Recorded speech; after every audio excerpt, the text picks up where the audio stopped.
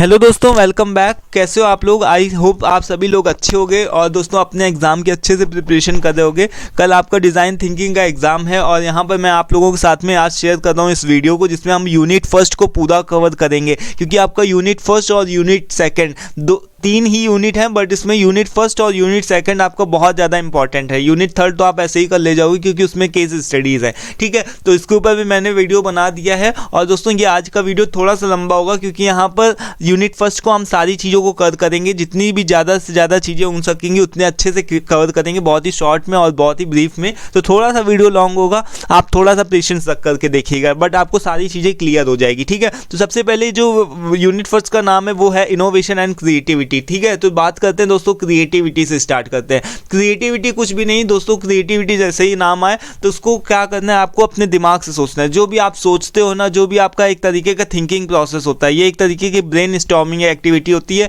कोई भी प्रॉब्लम आ जाती है तो हम क्या करते हैं, सोचते हैं, उसका सॉल्यूशन ढूंढते हैं, या फिर हमको कोई भी चीज़ नहीं पता चलती तो हम उसके लिए सोचते हैं। That is called creativity. जब भी हमको अपने थिंकिंग पावर का यूज़ करते हैं, जब भी हम ब्रेन स्टॉर्मिंग का यूज़ करते हैं, वही हमारी क्या होती है, क्रिएटिविटी होती है। इसके सोचने के कोई भी पैसे नहीं लगते, सोचने में कोई भी रिस्क नहीं होता। यही सारी चीज़ आप क्रिएटिविटी में लिख सकते हो, ठीक है। तो यहाँ पर देखो कि क्या लिखा है, क्रिएटिविटी इज अबाउट क्रिएशन। मतलब कि क्रिएशन, कुछ भी क्रिएशन, मतलब कोई भी फिजिकल क्रिएशन नहीं, आपके दिमाग में ही क्रिएट हो रहा है। जो कुछ भी हो रहा है आपके दिमाग में ही क्रिएट हो रहा है। It is a power of mind. मतलब कि आपके पावर की आपके माइंड की पावर है कि टू कंसीव न्यू आइडियाज़। किस तरीके से आपके दिमाग में नए नए आइडियाज़ आ सकते हैं। जैसे जिसने भी स्मार्टफोन को बनाया होगा तो उसके दिमाग में सबसे पहले कुछ आया होगा। जैसे अल्फा एडिसन को देख लो, तो उसने एक बल्ब बनाया तो उसके सबसे पहले दिमाग में आया। तो ये फर्स्ट स्टेज होती है, कोई भी चीज़ का इनोवेट करना हो, कोई भी चीज़ आपको मार्केट में उतारना हो, कोई भी चीज़ को न्यू प्रोडक्ट को लॉन्च करना हो, है ना, नई सर्विस देना हो, तो ये आपकी फर्स्ट स्टेज होती है। जब तक आप सोचोगे नहीं तब तक कुछ नहीं हो सकता। तो क्रिएटिविटी क्या है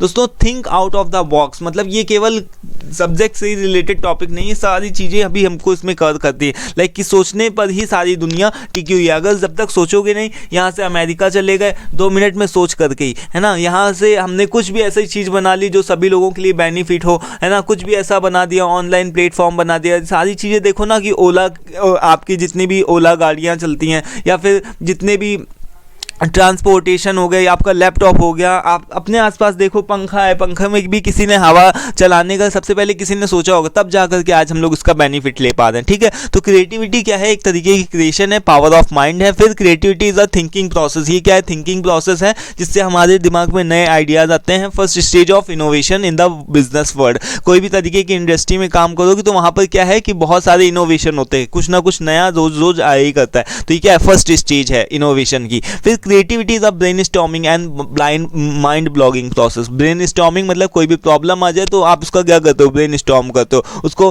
अलग अलग, उस प्रॉब्लम को अलग अलग डिफरेंट वेज में सोचने की सॉल्यूशन से कोशिश करते हो। तो ये क्या है, ब्रेनस्टॉर्मिंग माइंड ब्लॉगिंग एक्टिविटी है, जिसमें से जो एक पर्सन होता है वो क्या करता है, थिंक बियॉन्ड हिज इमेजिनेशन। वो अपने क्षमता से बाहर, अपनी कैपेबिलिटी से बाहर सोचने की कोशिश करता है, ठीक है। सो creativity is the mirror of how beautifully a person can think in the any given circumstances. कोई भी तरीके का सर्कमटेंस हो, कोई भी तरीके की परिस्थिति हो, उसमें आप किस तरीके से कितना ज़्यादा सोच सकते हो, दैट इज़ कॉल्ड क्रिएटिविटी, ठीक है। तो ये होती है क्रिएटिविटी। अब नीड की बात करें तो नीड इसमें आपको क्या क्या लिखनी है कि एक तो इसमें क्या होता है कि जो भी जनरेटिंग क्रिएटिविटी मीन्स कि allowing people to think outside the box. मतलब लोगों को क्या करना है, आउटसाइड द बॉक्स सोचना है। Go against the norm sometimes. कुछ कई बार तो ऐसे भी सिचुएशन आएगी जब आपको अपने जो भी है अपनी कैपेबिलिटी से बाहर जाना पड़ेगा, है ना। जैसे कि किसी ने वॉशिंग मशीन बनाने का सोचा होगा तो उसने सबसे पहले सोचा होगा तो कि कपड़े अपने मन से धुले,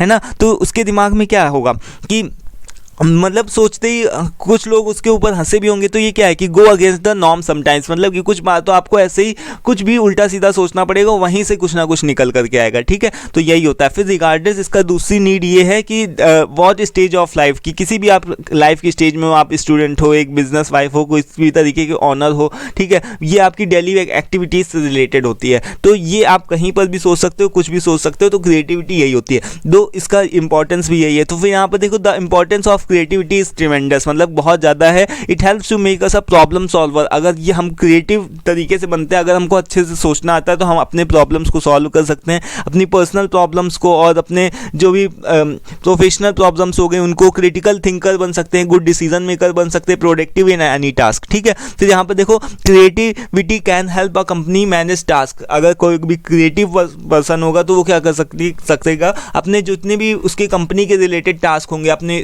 जो भी ऑफिस में जितने भी कंपनी से रिलेटेड टास्क होंगे उसको आसानी से कर सकेगा। इम्प्रूव की जितने भी स्टाफ की परफॉर्मेंस होगी उनको इम्प्रूव कर सकेगा and create good quality products, और साथ ही साथ में उसके जो भी प्रोडक्ट्स होंगे वो भी गुड क्वालिटी बनेंगे। जैसे कि टेक्नोलॉजी है जो दिन पर दिन डेवलप हो रही है, डेवलप होने के साथ साथ जो क्रिएटिविटी है वो भी हमारी हमारी हेल्प करती है, कंपनीज़ को फ्लेक्सिबल बनाने में हेल्प करती है। अब मान लो कि कोई कंपनी हो वो ऐसे ही सोचे कि नहीं मैं तो बदलूंगी नहीं, है ना, जो हम बना रहे प्रोडक्ट वही बनाते रहेंगे, हम तो कुछ नया लेकर के ही नहीं आएंगे, तो इसका मतलब कुछ भी नहीं है ना। तो क्रिएटिविटी हमारी हेल्प करती है कि कंपनीज़ को फ्लेक्सिबल बनाने में और उसको अप टू डेट रखने में, है ना, तो ये होती है। उसके बाद में फिर एक देखो creativity allowing employees to be come up with more interesting ideas, है ना।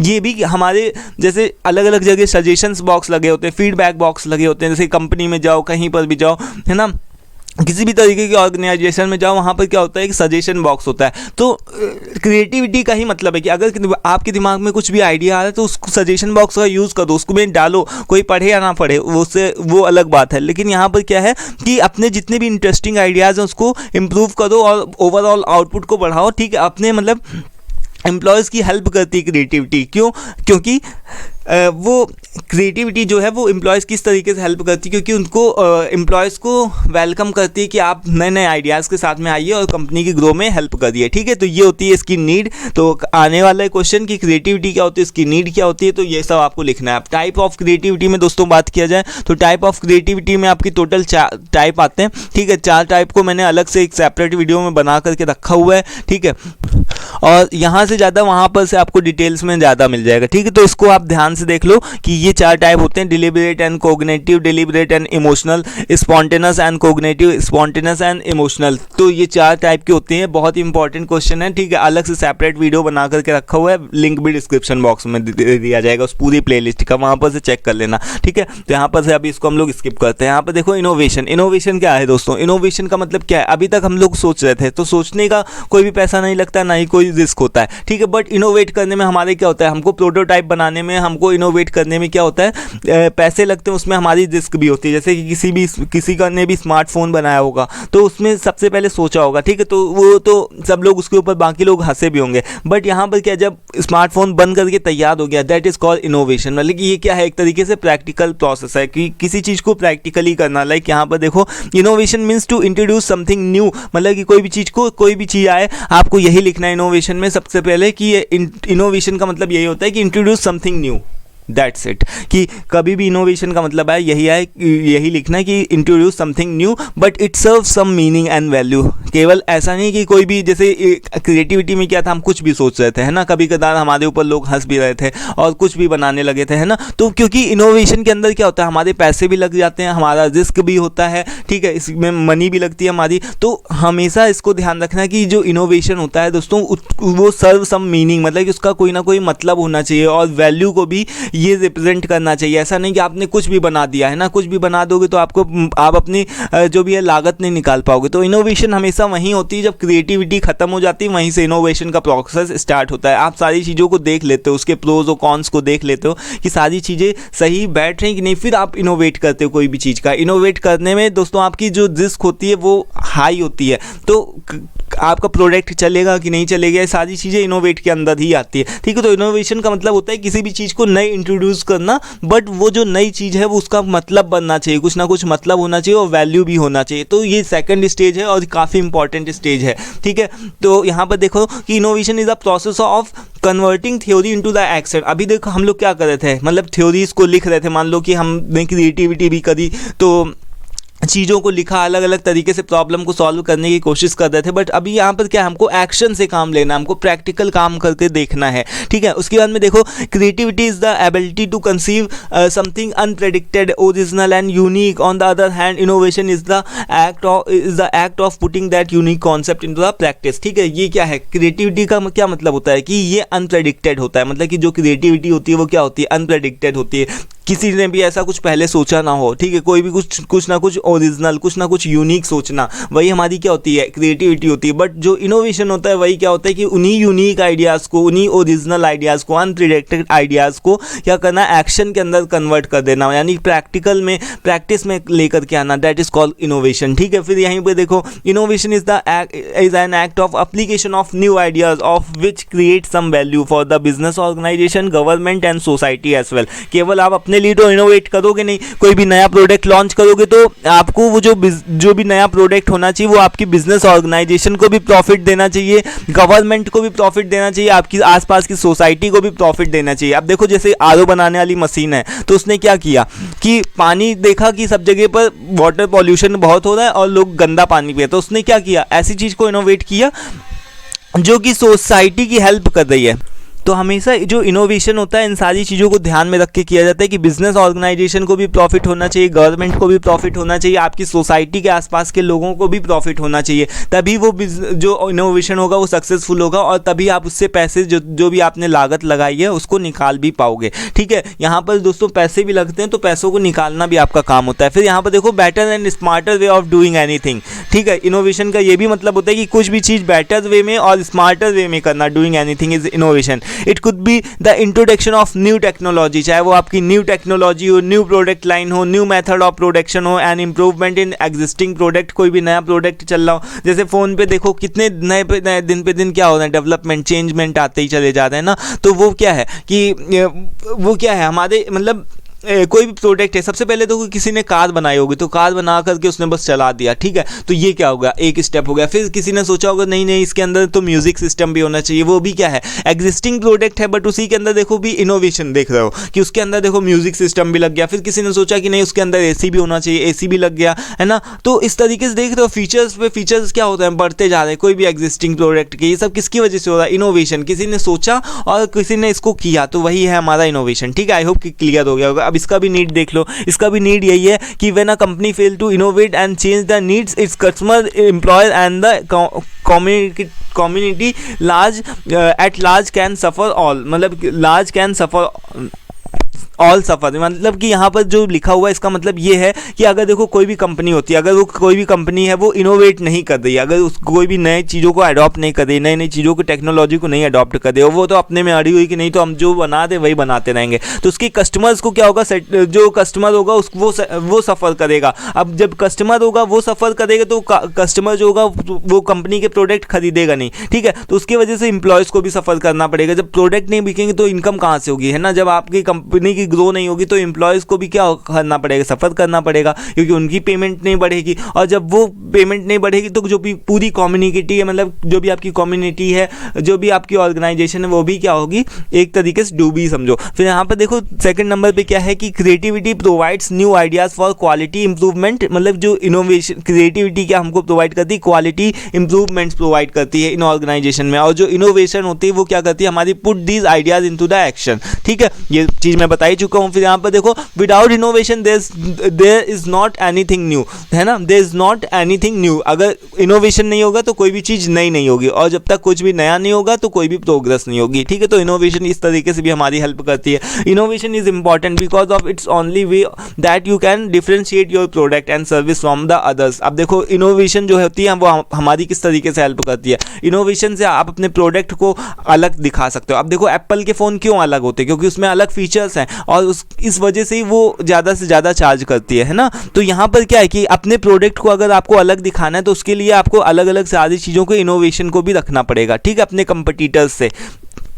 सभी लोग फ़ोन बेच रहे हैं, बट वहाँ पर एप्पल जो है वो थोड़ा सा एडवांस लेवल पे जा रही है। वो अपने से मतलब कि आज से 10 साल 5 साल पहले की आगे की टेक्नोलॉजी को सोच करके रखती है। गूगल भी क्या है, आज से 10-5 साल आगे की टेक्नोलॉजी को यूज़ करके मतलब सोच करके रखती है कि अब ये इम्प्रूवमेंट हो सकता है। ठीक है, अडॉप्ट न्यू टेक्नोलॉजी, इनोवेशन से नई टेक्नोलॉजी को अडॉप्ट किया जा सकता है। मेक ऑर्गेनाइजेशन फ्लेक्सिबल, जो भी ऑर्गेनाइजेशन हो सकती है उसको भी फ्लेक्सिबल बना सकते हो, कंपनी को ग्रोथ कर सकते हो। इसके साथ में जो भी increase productivity, quality and profit, reputation company की बना सकते हो, और रिड्यूस रिस्क और कॉस्ट, जो भी कंपनी के कम से कम रिस्क खत्म कर सकते हो, कॉस्ट भी कम कर सकते हो। ठीक है, इनोवेशन के थ्रू कोई भी ऐसा मेथड डेवलप करो जिससे आपकी कॉस्ट कम हो जाए या उसमें आपकी प्रोडक्टिविटी बढ़ जाए। ठीक है, दैट इज कॉल्ड इनोवेशन। ये यही कुछ एक नीड होती हैं। ठीक है, अब देखो type of innovation. Type of innovation में आपके 3 टाइप होते हैं, technical innovation, process innovation and administrative innovation. अब इसके ऊपर भी मैंने एक डिटेल्ड वीडियो बना करके रखी है।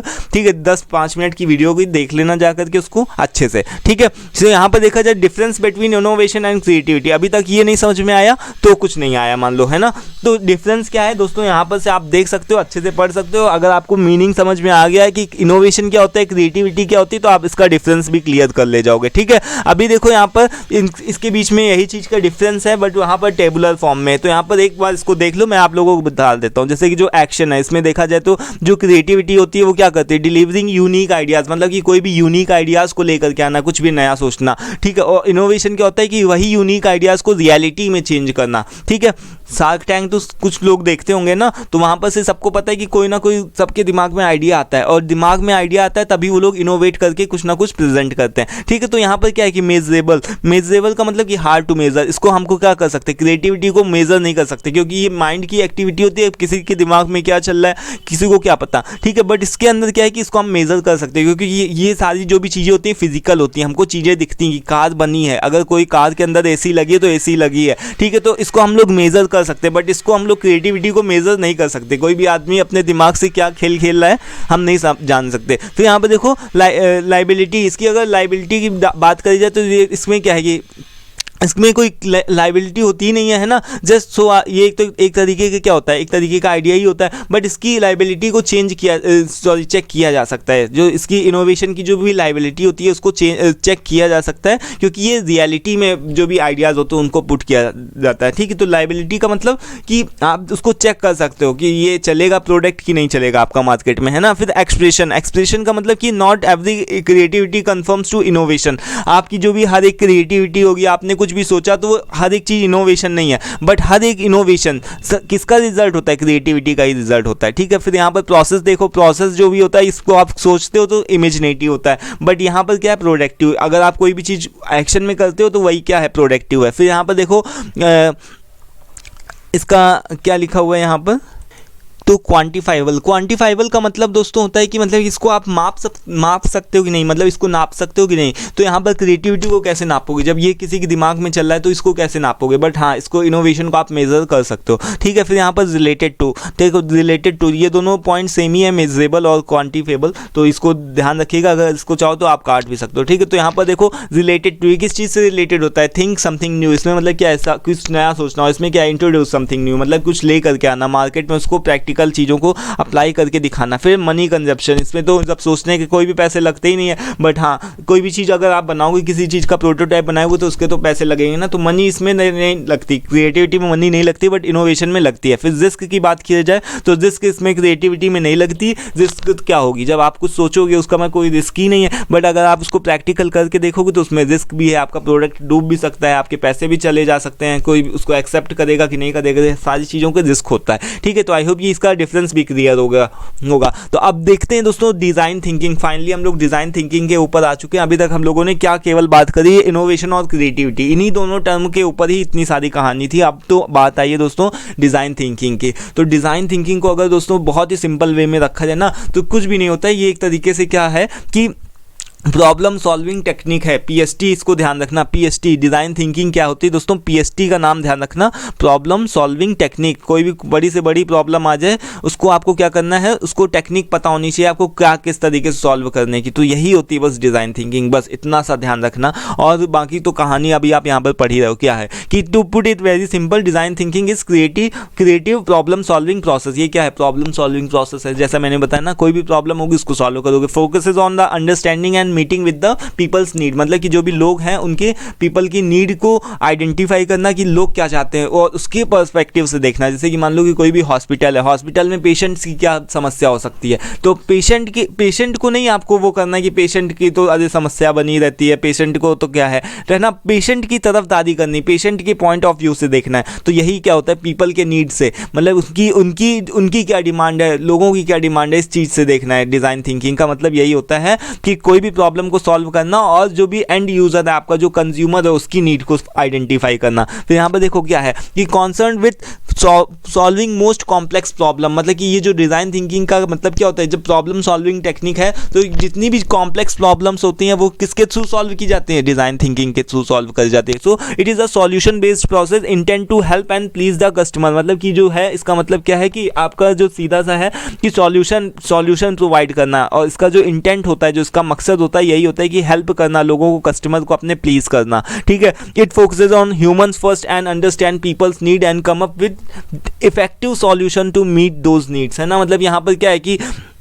सबसे पहले आप रखते हो यहाँ पर कस्टमर को, क्या रखते हो, ह्यूमन को फर्स्ट रखते हो और उनकी नीड को सबसे पहले समझते हो, उसके बाद में उसके सॉल्यूशन से रिलेटेड आप आते हो कि चलो भाई मान लो कि किसी का कोई भी प्रॉब्लम हो सकता है, जैसे कोई भी प्रॉब्लम है, आप उसकी प्रॉब्लम को समझो कि जैसे मान लो कोई भी कंपनी है तो कंपनी से लड़के छोड़ करके भाग रहे हैं, मान लो जो भी कंपनी है तो कंपनी से क्या होता है, उसके एम्प्लॉयज़ छोड़ करके भाग रहे हैं। मैंने केस स्टडी भी इसके ऊपर करवाई है कि अगर कोई भी कंपनी है तो उससे क्या करना है कि इसको एम्प्लॉयज़ छोड़ करके भाग रहे हैं कंपनी को, तो उनकी क्या नीड हो सकती है, उनकी नीड यही हो सकती है उसकी सैलरी को बढ़ाया जाए, उनकी प्रमोशन को किया जाए। ठीक है, उनसे कैंटीन से रिलेटेड हो सकती है, उनको फैसिलिटीज़ नहीं मिले, उनको ट्रांसपोर्टेशन की असुविधा होती है, उनको बस नहीं मिलती है ना। तो यानी कि कोई भी चीज़ से रिलेटेड आप उनकी समस्या को समझो और उससे रिलेटेड आपको सॉल्यूशन प्रोवाइड करना है। आप मान लो कि किसी को समस्या है कि मेरी तो सैलरी बहुत कम है, तो आप उसको समस्या से क्या निदान कर सकते हो, आप उसकी सैलरी को इंक्रीज़ कर सकते हो या आप उसको इंसेंटिव अच्छा प्रोवाइड कर सकते हो। तो यही सारी चीज़ें होती हैं, यही हमको क्या बताती हैं कि सॉल्यूशन बताते हैं। फिर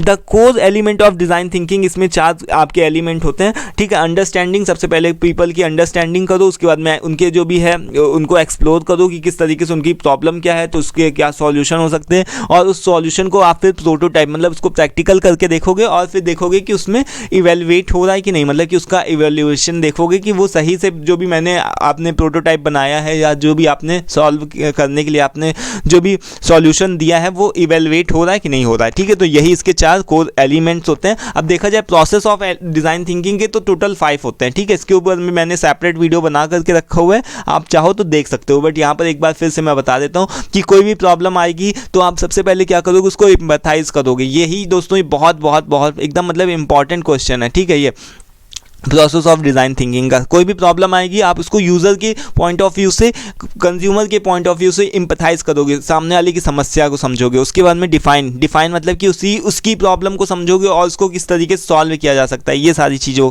को देखोगे। अब आइडिएट जो होता है दोस्तों, आइडिएट में क्या कर सकते हो, अभी तक आप केवल सोच रहे हो, बट यहाँ पर आप क्या करोगे, अप्लाई करोगे। जितने भी अल्टरनेटिव्स होंगे सॉल्यूशन के, उन सारी चीज़ों को देख करके आप यहाँ पर आइडिएट करोगे और बेस्ट अल्टरनेटिव को चूज़ करोगे। ठीक है, और जो बेस्ट अल्टरनेटिव जब चूज हो जाएगा तो फिर यहाँ पर क्या बनाओगे, प्रोटोटाइप बनाओगे। उसका प्रोटोटाइप बनाने के बाद में जब प्रोटोटाइप भी बन गया, अब उसको टेस्ट करोगे, यानी मार्केट में उसका टेस्ट करोगे, लोगों से फीडबैक लोगे कि किस तरीके से जो भी है वो टेस्ट के अंदर आपका आता है। ठीक है, तो ये 5 टाइप होते हैं, एम्पैथाइज करना, फिर आइडिएट करना, एम्पैथाइज करना, डिफाइन करना, आइडिएट करना, प्रोटोटाइप बनाना एंड टेस्ट करना। ठीक है, तो 5 स्टेजेस हैं, ध्यान रखना अच्छे से। ठीक है, फिर अभी आगे देखो क्या है कि implementation process in driving innovation. दोस्तों यहाँ पर 7 स्टेप्स हैं आपके, ये भी बहुत इंपॉर्टेंट क्वेश्चन बनता है। सबसे पहले आपको क्या करना है मैं बता देता हूँ, आपके 7 पॉइंट्स हैं, बस यही लास्ट है, उसके बाद में दोस्तों हमारा यूनिट 2 स्टार्ट हो जाएगा। ठीक है, तो हाँ, तो तो हमारे यहाँ पर 7 पॉइंट्स है, इसको 7 पॉइंट्स को अच्छे से समझ लो, जिसके ऊपर भी मैंने अलग से वीडियो बनाया हुआ है, तो आप चाहो तो देख सकते हो। बट यहाँ पर एक बार फिर से मैं बता देता हूँ। इम्प्लीमेंटेशन प्रोसेस मतलब कि किस तरीके से कोई भी इनोवेशन आपने मान लो किया, अब उसको किस तरीके से इंप्लीमेंट करोगे उसको, है ना। तो यहाँ पर सबसे पहले आपको क्या करना है, इनोवेटिव टीम बनाना है। कोई भी ऐसा देखो, ध्यान रखो कि अगर मान लो कि आप टीम में काम करोगे तो टीम में काम करने का मतलब कि आपको बहुत सारी प्रॉब्लम्स भी फेस करनी पड़ सकती है। 10 लोग होंगे, 10 का दिमाग अलग अलग चलेगा। तो टीम मेंबर्स जो भी होंगे उनके पास में भी बहुत अच्छे आइडियाज़ हो, बट कुछ लोग क्या होंगे, कम्युनिकेशन में अच्छे नहीं होंगे, तो वो अपने आइडियाज़ को रख नहीं सकते होंगे। तो उसमें सबसे पहले क्या करना है, आपको एक टीम बनानी है, और टीम बना करके क्या करना है, नेक्स्ट स्टेप आता है कि introduce an idea sharing platform. Idea sharing platform का क्या मतलब होता है, एक ऐसा प्लेटफॉर्म बनाना जहां से लोग अपनी आइडियाज़ को शेयर कर सकें, लोग अपनी बातों को बता सकें। आइडिया शेयरिंग प्लेटफॉर्म क्या होता है, जैसे सजेशन बॉक्स हो गया, है ना। आपने कोई भी ऐसी चीज़ों को बताया, जैसे मान लो सजेशन का बॉक्स हो गया, कोई भी आपको ख़राब चीज़ लगी तो सजेशन बॉक्स एक इसका बेस्ट एग्जांपल है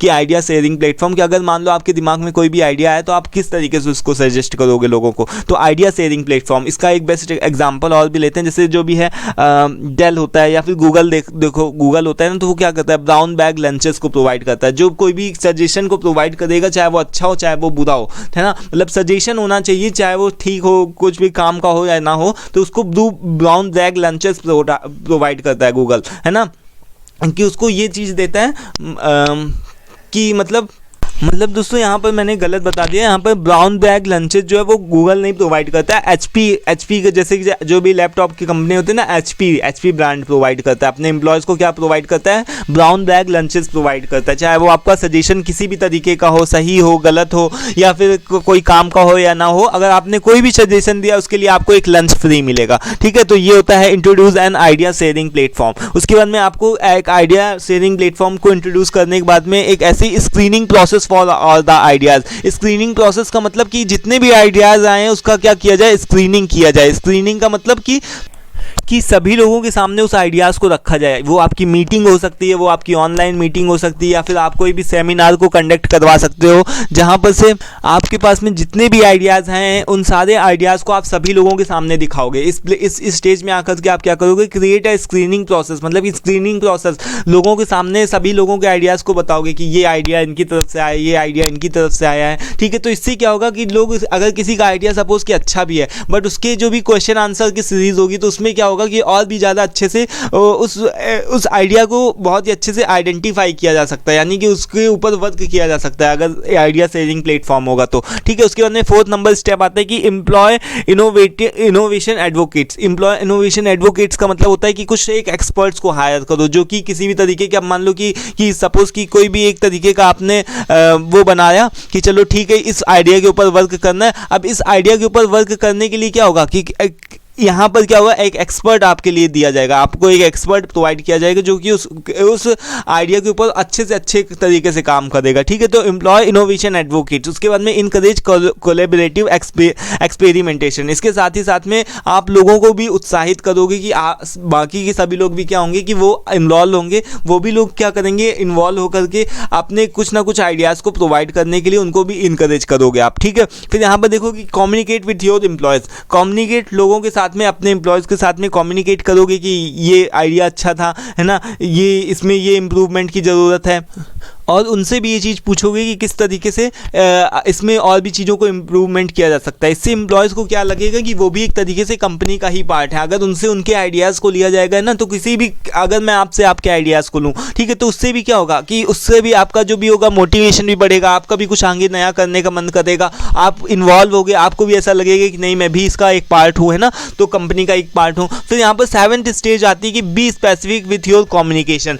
इसमें इस स्टेज में आपको क्या होता है दोस्तों कि आपको apart from the communicating your employees, you need to let them know कि how the innovation affect them, किस तरीके से इनोवेशन अफेक्ट करती है ये सारी चीज़ें। आउटकम क्या होगा, अगर कोई भी तरीके के आइडिया के ऊपर आप कोई भी काम कर रहे हो तो उसका आउटकम क्या होने वाला है। ठीक है, ये सारी चीज़ें एम्प्लॉयज़ के साथ में डिस्कस करनी है, यानी कि अपने कम्युनिकेशन के साथ में आपको यानी कि यहाँ पर आप क्या बताओगे कि अपने आइडियाज़ जो भी आपके शेयर करें हैं उसमें आप ये भी चीज़ बताओगे कि इसके पॉसिबल आउटकम्स क्या हो सकते हैं। अगर कोई भी आइडिया के ऊपर आप वर्क कर रहे हो, कोई भी प्रोडक्ट नया लॉन्च कर रहे हो, तो उसका क्या इफेक्ट हो सकता है लोगों के ऊपर, क्या लोग इससे प्रभावित होंगे कि नहीं। तो ये सारी चीज़ें स्पेसिफिक का मतलब कि अपने कम्युनिकेशन को लेकर के आपको बहुत ही अच्छे रहना है, बहुत ही फ्लेक्सिबल और विनम्र रहना है, जिससे कि जो भी लोग एम्प्लॉयज़ हो वो मोटिवेट हो और आपकी जो भी है वो काम करने में लगें। तो यही होते हैं दोस्तों 7 स्टेजेस होती हैं implementation process in driving innovation. इसी तरीके से आप किसी भी चीज़ को इनोवेट कर सकते हो, लोगों को इनकरेज भी कर सकते हो इनोवेशन करने के लिए। ठीक है, तो ये 7 स्टेजेस होती हैं। और दोस्तों इनोवेशन क्या होता है, क्रिएटिविटी क्या होती है, डिज़ाइन थिंकिंग क्या होती है, process of design thinking, implementation process. I hope दोस्तों ये सारी चीज़ें क्लियर हो चुकी है। नेक्स्ट वीडियो में अगर आप कहोगे कि यूनिट सेकंड बनाओ जिसमें डिज़ाइन थिंकिंग एक्सरसाइज और वर्कशॉप को कर किया जाए, ठीक है, तो उसके आगे की वीडियो को हम लोग कंटिन्यू रखेंगे। दोस्तों आज की इस वीडियो में इतना ही रखते हैं, मिलते हैं नेक्स्ट वीडियो में। ठीक है, till then take care, thank you and bye. और दोस्तों वीडियो पसंद आए उसको मत लाइक करना भूलिएगा, ठीक है, चैनल को अच्छे से सब्सक्राइब कर दीजिएगा वीडियो भी पसंद आया तो। ठीक है, thank you for watching this. और हाँ, एक और भी चीज़ इंपॉर्टेंट दैट इज़ कि अगर आपको PDF का लिंक चाहिए तो दोस्तों PDF आप व्हाट्सअप कर दो या फिर लिंक डिस्क्रिप्शन बॉक्स में मिल जाएगा। ठीक है, अगर नहीं मिले तो व्हाट्सअप कर देना, मैं उसको भी दे दूंगा। ठीक है, thank you for watching this, मिलते हैं नेक्स्ट वीडियो में। Till then take care, thank you and bye.